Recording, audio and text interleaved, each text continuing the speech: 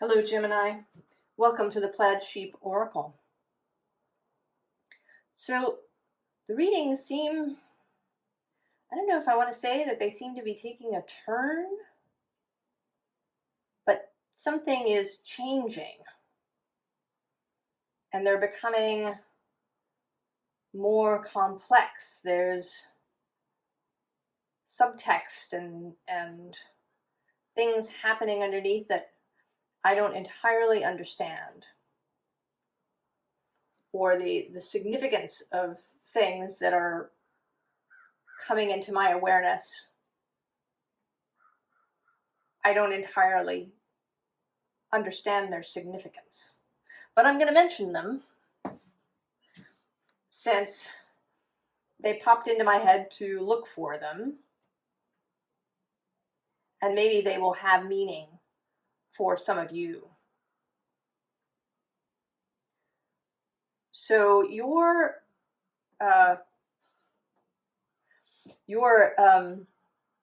base card turned into 3, and the one that popped out, and actually I happened to close my eyes while I was shuffling, and so I didn't even see that this had popped out until I stopped shuffling and looked. And that card was Leo. And Leo is all through this reading. And then the 2 cards that wanted to be chosen consciously, there's the North Node, which is about something that you are moving toward, something that is unfamiliar, that you need to, where you might be a novice, at least initially, but it's at an energy that calls you, a place of expansion. And then the 3rd card is you, Gemini. So we'll see what we can do with this reading and where we come to at the end. So the things to mention astrologically is that Vesta is in Gemini at the moment. She is the sign of the hearth fire. For me, that is about dedication and devotion, right? Keeping the fire burning. The Vestal virgins in Rome kept the sacred fire burning.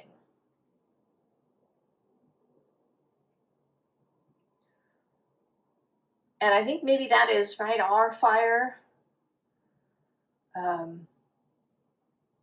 actually, an email, an e-blast that I got today from an astrologer who I subscribe to was about, how she kept, how to keep the dream alive in the face of, real world stuff. So there's something about that, about how to, how to maintain your inner fire in the face of whatever is coming from the outside or even from the inside. And we have that here with the Ace of Cups. That, the inner Holy Grail. And this bird always looks surprised to me. He's kind of turned around and, oh, there's a flower that's grown out of the cup while he wasn't looking.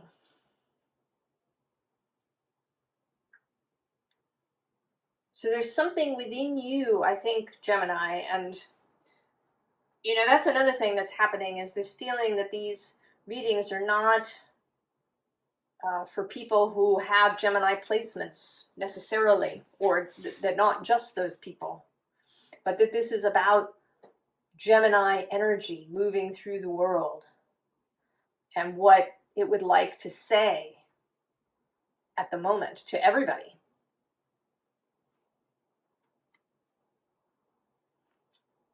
Now below this is the student of water.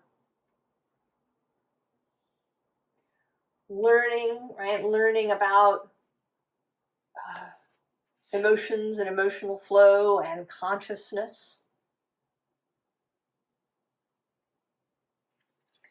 And then the bottom of the deck is the student of earth. Right? Learning about all, right, earthy things about our own bodies, perhaps. That relates to a different e-blast that I got from the author Sharon Blackie. I think I relate to her because she's a very intellectual writer, and she talks in this email that she sent, or this Substack actually, about getting to know her body better, about, you know, learning to hear it, learning to spend more time aware of it.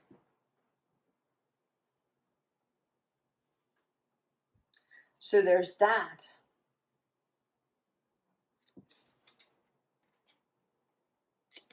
And I think, I want to say that she actually has a Gemini sun, but I may be wrong about that. I don't know for sure. But she does have sort of Gemini energy. And then there's this sun, the next moment of Leo. And here too, it looks as if, right, the sun has sort of been growing, expanding behind this bird's back. And then at some point, the bird will turn away from whatever tasks she's been doing, and we'll see the sun there.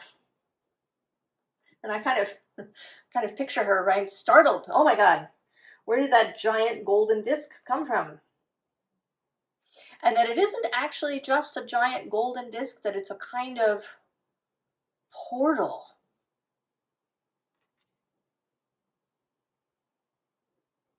To somewhere else, or to a different kind of mindset.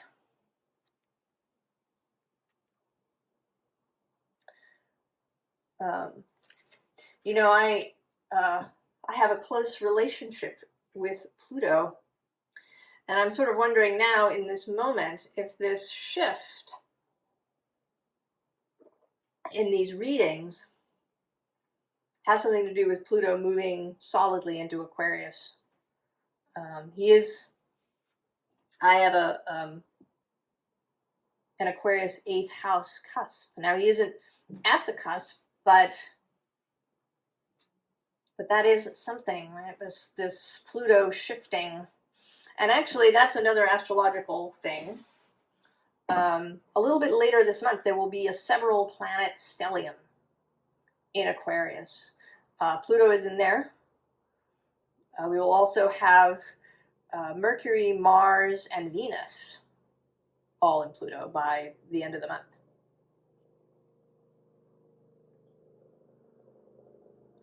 And so Mercury, Venus, and Mars will all trine Vesta.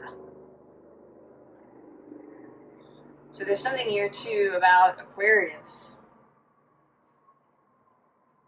and the Aquarius-Leo axis. Then we have this 9 of discs, 9 of Earth, 9 of Pentacles. And this little animal always looks, right, looks very satisfied. But it is, the 9s are an internal energy, a personal energy, the personal mastery of the earthly realm. So there's something, right, about finishing something. And then with this 10 moving outward into the 10s. And I was really noticing today that the way that these yin-yang discs have been drawn, there's this little sort of wing-like structure. And it gave me a sense of motion, that these discs are not static, that they are in motion.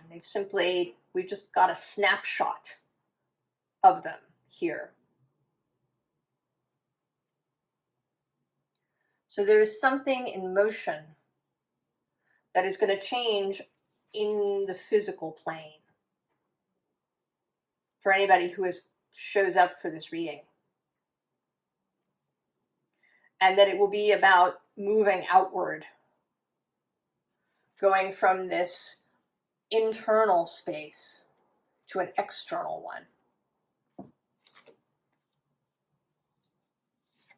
And then we get Leo again with strength.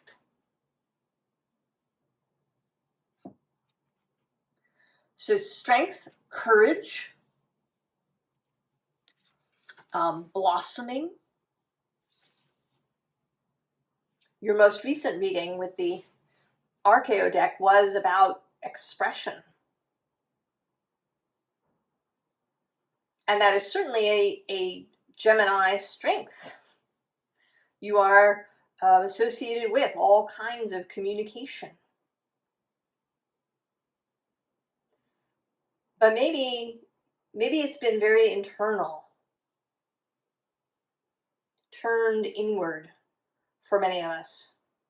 And now it's going to turn outward. And this Gemini card says cross-pollinate as well, right? The Leo is shine, and then Gemini is cross-pollinate. So meeting up with other shining people.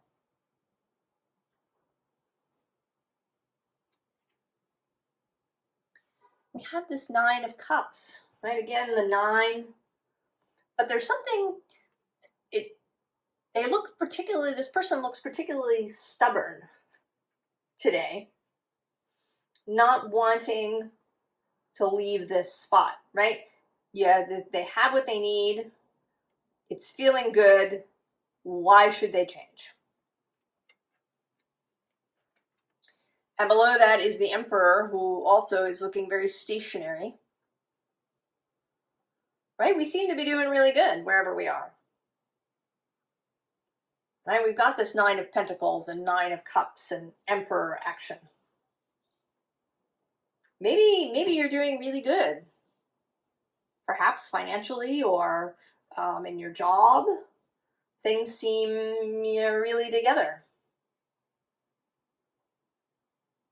But they're going to change, and I think that part of you wants them to change.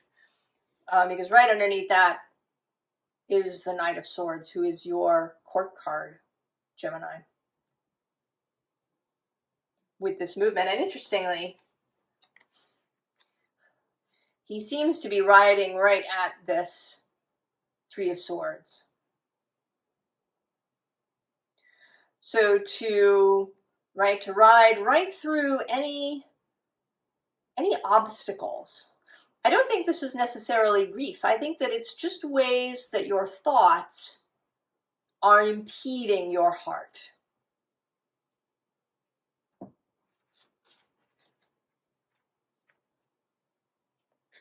The bottom of this deck is Temperance.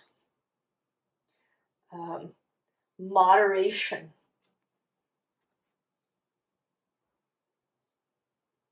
But also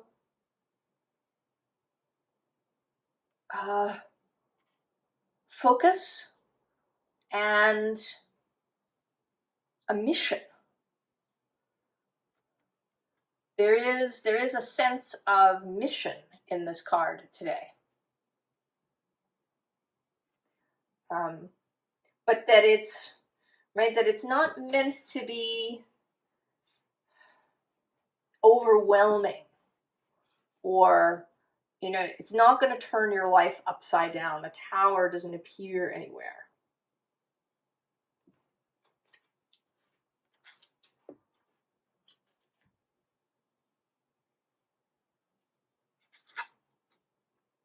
Five of Wands. Right, this is kind of minor. Right, it's minor conflict, and not necessarily conflict, but creation. That just you know, is a little chaotic to begin with. Right? Like the inside of an atom can appear chaotic. You know, we all in school, many of us, right, learn the little model of the atom with the electrons moving in nice, clear orbits around the nucleus, but we know that's not true. We know that the electrons do all kinds of crazy things and pop in and out of existence inside the atom.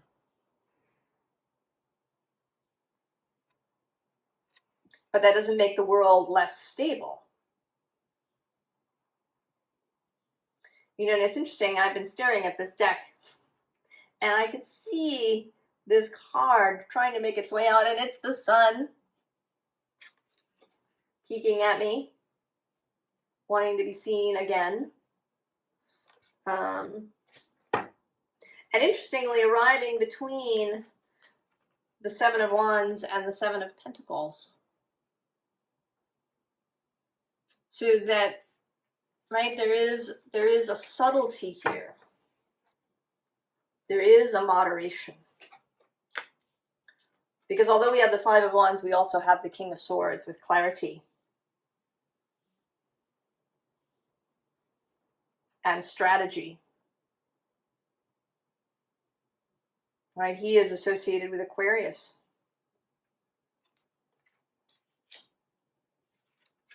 And then we have the Devil. And I always feel very sympathetic to this Devil. I always feel as if he's waving hello to me. Or sometimes he's waving goodbye. But I think he's showing up here as the representative for the physical world. For Saturn. For Capricorn. That is his association. And that it doesn't have to be, right? You don't have to be chained up.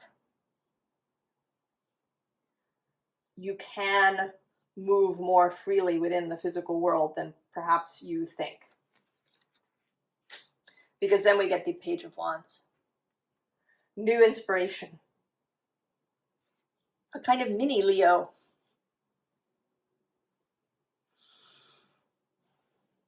The novice energy, right? This is the third student. We've had water and earth and now fire. And interestingly, the only student that isn't here is air. And that may be because you're farther along there, right? We've gotten the Knight of Air.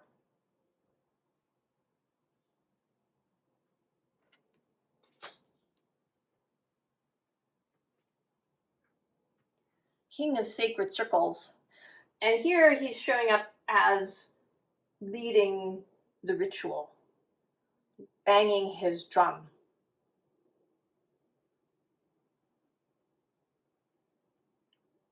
It's a kind of initiation, I want to say. And also with the Hanged One at the bottom of the deck, a birth, a transition, Gemini.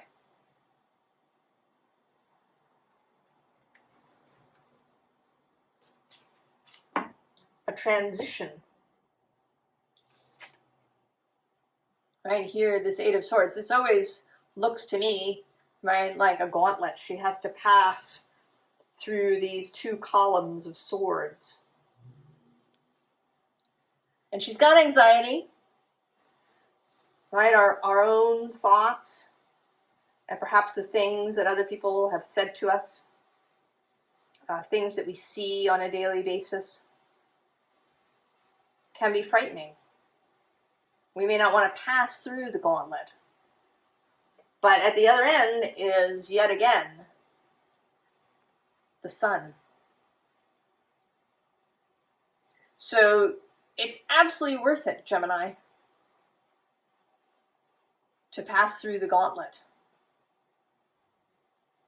even if it's frightening or difficult.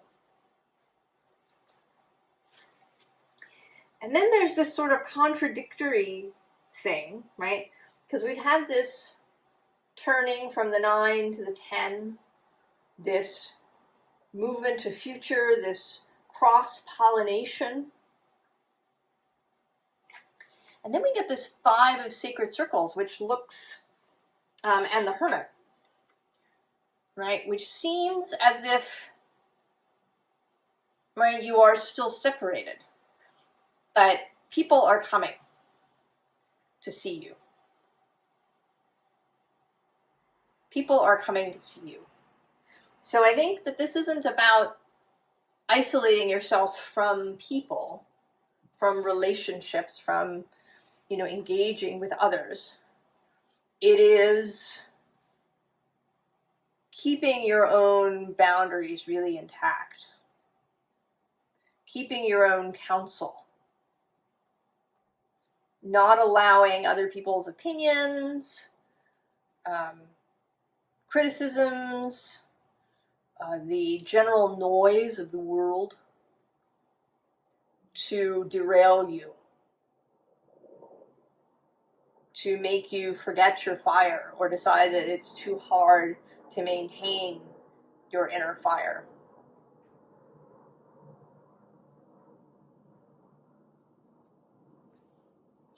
Now, again, this doesn't mean that you live in a closed bubble. You can receive critique. You can receive information. It is about discernment, right? That's one of Virgo's great strengths is discernment.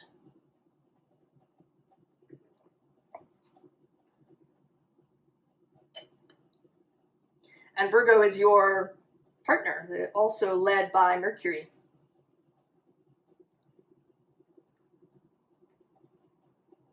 So you have access, easy access to that discernment when you need it. I mean, as a sign, you have a reputation of just taking everything in, right? Gemini just takes everything in. But you can discern what you want to keep and what leaves.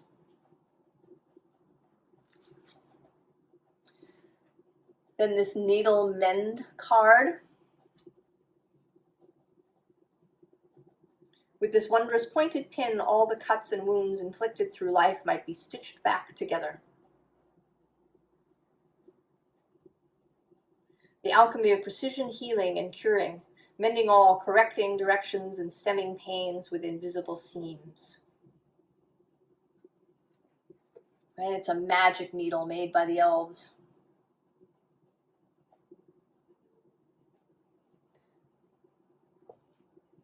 And it feels very airy to me. That it's kind of like a sword. But instead of piercing your heart, it can mend the holes that you made in your heart in the past.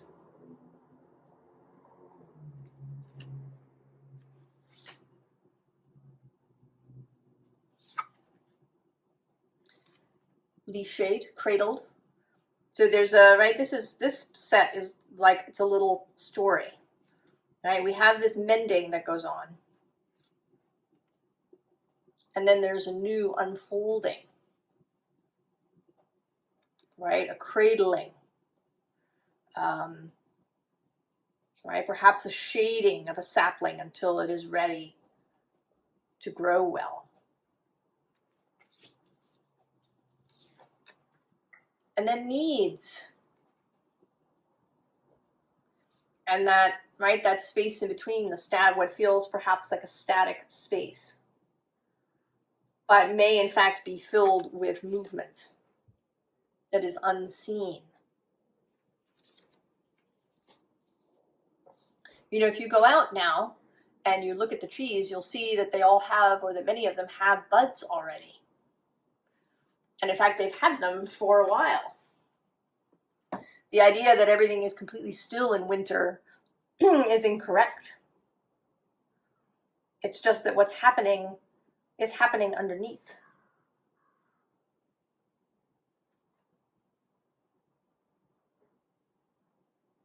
So there's something that's been happening internally, underneath Gemini. Something that perhaps you haven't even seen. And you're going to turn around and see the sun.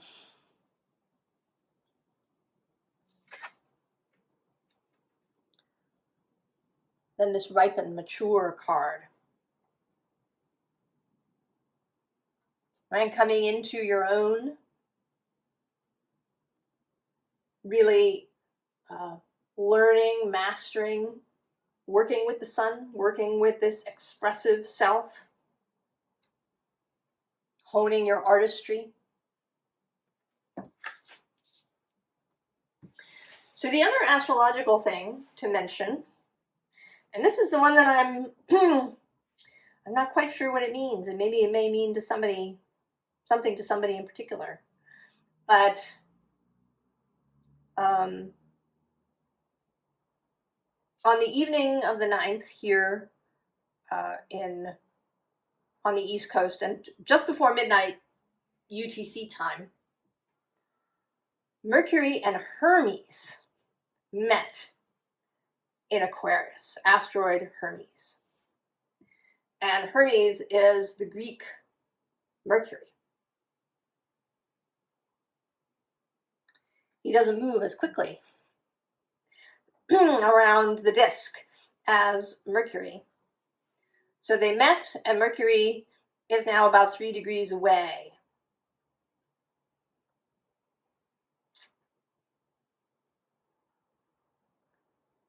So something, right? Double Mercury.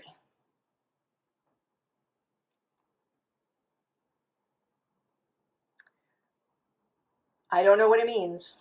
I'm just letting you know. And if anybody has a suggestion or it's applicable to them, please comment. Advice. I mean, we've already had some, really. But of course, the Ace of Cups.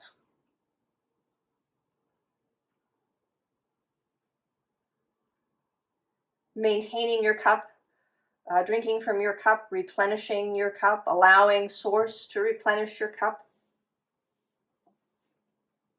And below the cup is the Empress, and actually the King of Discs. Here with this Venusian energy. Now Venus, she spent 4 months in Leo, and she's making her way around the zodiac at the moment. She's about to enter Aquarius in a few days. But she will eventually make her way to Gemini.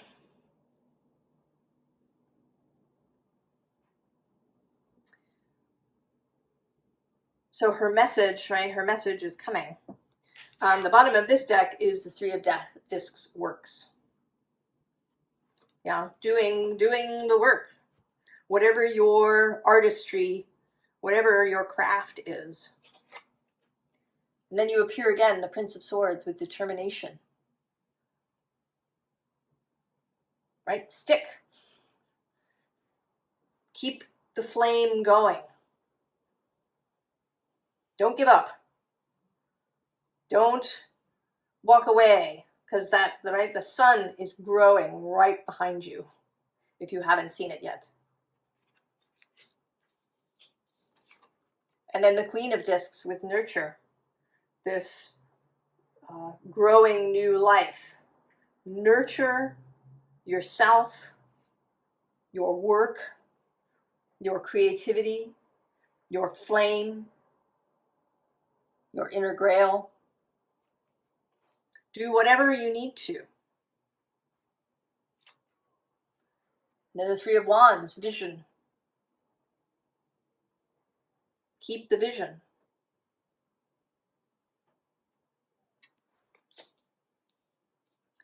And then the 9 of Discs, repeating with culmination. So that if it seems like you're losing something, right, that you're in this really good place perhaps, or really comfortable place. That maybe it seems like, right, taking the step outward is a real risk. That you won't be able to get back here, that you'll lose all of this. That is not the case. It's always available to you. You always return here when you tend that holy flame.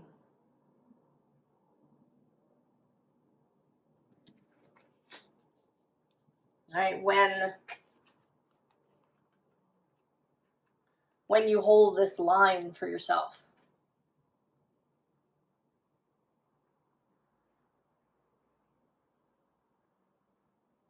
You know, and I think we think, right, this is the Ace of Cups, and we think about it as having liquid, but I think that your inner grail contains all the elements, right? That it has your inner waters and your inner fire, your inner earth, your inner air, that they're all contained within the cup of your heart. And so you tend them all. You keep devotion to yourself.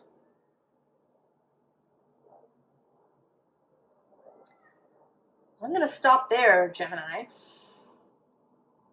And I know this was a little, I don't know, a little nebulous, a little,